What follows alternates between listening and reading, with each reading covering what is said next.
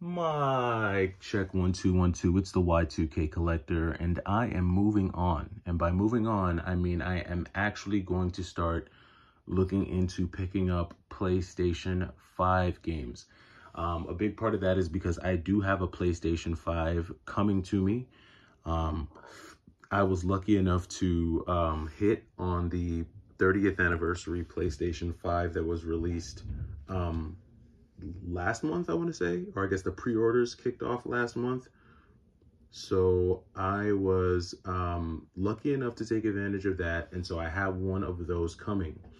One of my subscribers asked me if I was going to start showcasing PlayStation 5 games on the channel, and I may. The only thing is that I don't think I'll be picking up enough PlayStation 5 games to consistently put out like PlayStation 5 content. Because I'm going to be going very, very slow in terms of PlayStation 5 collecting for a number of reasons. One, those games are pretty expensive, 75, 80 bucks, like minimum, you know what I mean? I already know the first game that I plan on getting for the console, and that's going to be Stellar Blade. So I'm really looking forward to picking that up and actually playing that when it comes out. And I don't plan on picking up any games for the PlayStation 5 that were released on the PlayStation 4. To me, the ray tracing and the, frames per second and all that stuff, there's not enough value there for me to want to pay the extra just to, get the game on PlayStation 5, unless it's one of those indie games that is the same price, whether it's on PS5, PS4. If it's something like that, then maybe I'll get it on the PlayStation 5. But as it stands right now, my main goal in buying games for the PlayStation 5 is I'm going to be looking for games that really just push graphical fidelity to the limits. I'm going to be looking for the most realistic looking games. I'm going to be looking for games that just improve, on all aspects, whether it be open world aspects, facial features, just all that stuff, because that's, for me, the big standout feature for a console like the PlayStation 5. It's supposed to be the most powerful console.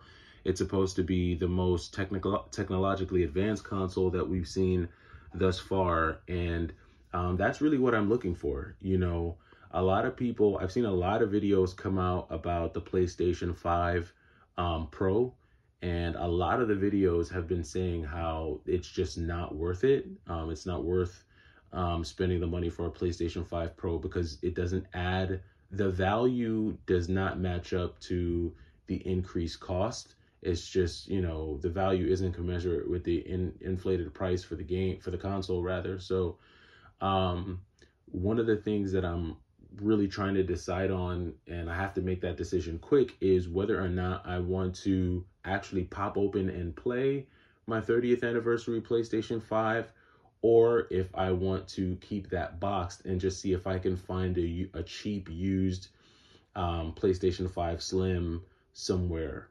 So, that's going to be, what I have to decide on. The issue with the 30th anniversary PlayStation 5 that I got is that it does not come with a disc drive, because I think the one that I picked up is the Slim Digital. So if I did want to play like Stellar Blade or anything like that on that 30th anniversary console, I'd still wind up having to go out and buy like an external disc drive and get that all hooked up, and that becomes a thing in and of itself. So I'm not sure if I want to get involved with all of that with that console. Also, something else that I heard is that with that console, if you use an external disk drive, the console always has to be connected to the internet in order for it to like sync or work or something like that. And I don't think that's something that I want to have to deal with in the future. I definitely want to have a PlayStation 5 console that has a disk drive that works regardless of whether I'm connected to the internet or not. So those are some of the reasons that, has me thinking I may just keep my 30th anniversary PlayStation 5 boxed, sealed. I may just keep it as a collector's piece and go out and get like I said, get a used PlayStation 5 Slim. Hopefully I can find one for the cheap, or as cheap as I can find it for. And then just use that console to play some of the PlayStation 5 games that I plan on getting over the next coming years. I don't plan on making any more investments into Xbox. I've tried to get into, you know, like the Xbox One. I've looked at the Xbox Series, but there's just really nothing compelling for me on Xbox. And now that Sony has a console that clearly just outshines, you know, in every way, I think for the rest of my collecting days, unless, you know, Microsoft does something like crazy, for me, I think it's just going to be Sony and Nintendo. And if Sega ever makes a comeback, Sega.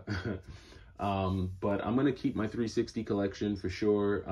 To me, that was the best era of Xbox for me, in my opinion. But we'll see what happens with that. But yeah, I'll be looking, because I know like the holidays, like Black Friday is probably going to be the best time for me to try to actually go out and find a used PlayStation 5 Slim. So I'm going to see if I can find one used. It's going to be tough. You know, I don't think anyone's really trying to go out and spend that money on a PlayStation 5 Pro. So I anticipate a lot of people just getting a regular PlayStation 5 if they don't have one. And then, of course, you have that group that's really going to be saving their money in anticipation of the Nintendo Switch 2. So I'll be really intrigued to see what that looks like. I'll also be intrigued to see what new games are released for the Switch 2. But I am seeing that even, you know, before the Switch 2 releases, there are a number of games that were originally like PlayStation 4, PlayStation 5 games that are now being released on the Switch. They probably won't run as well on like a standard Switch, but being that the Switch 2 will have backwards compatibility, some of these games that have been released on the Switch will probably run better on the Switch 2. I think of games like The Witcher, some of the more broader open world games. I know that they brought Tokyo Xanadu to the Switch. Just a few games like that. So we'll see. But more than anything else, I am excited to dive into the PlayStation 5. You know, the Switch I've really kind of leaned more into like the indie modern retro classics on both the Nintendo Switch and the PlayStation 4. Hopefully the PlayStation 5 will bring me something different. When it comes to outside of Gal Guardians is probably a good example of like that modern classic type of game that I've played on the PS4. But there were some 3D games that were amazing on the PlayStation 4 that I got into. Ghost of Tsushima was obviously one of them. Very, very fun game. The Last Guardian is one that's also like a classic for me on the PlayStation 4. And then you gotta love a good beat 'em up, Fist of the North Star, Lost Paradise. Another really great game. But a lot of these games definitely look very gamey. I've seen some footage of some upcoming beat 'em ups on the PlayStation 5 that look crazy realistic. So it's really interesting to see what the next gen will provide.